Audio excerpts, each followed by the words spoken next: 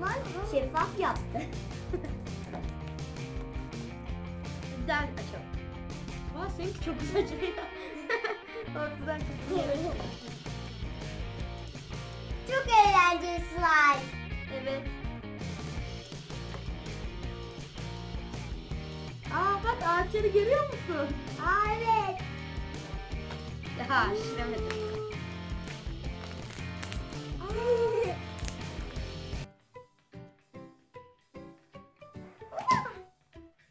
Falan yaptı. Patladı.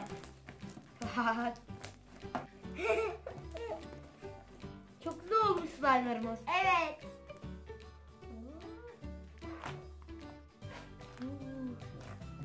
Sen nasıl yapıyorsun balon? Aynı senin yaptığın gibi. Evet. Hadi gel değişelim. Tamam. Aa seninki çok güzel olmuş. Seninki de.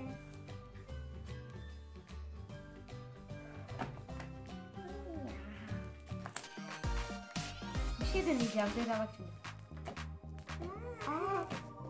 Geri top yapmayı deniyorum. Sekiyor mu ki acaba? Uzaktan mı?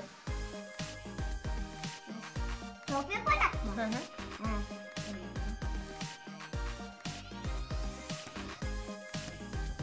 Aa top.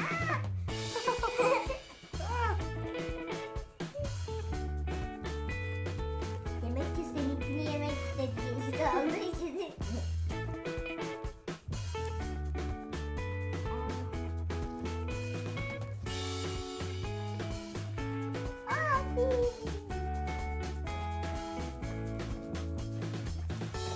Diğer slime'lardan bu daha güzel. Çok keyifli ama gerçekten bak Zehra. Öbürlerinden daha keyifli gerçekten.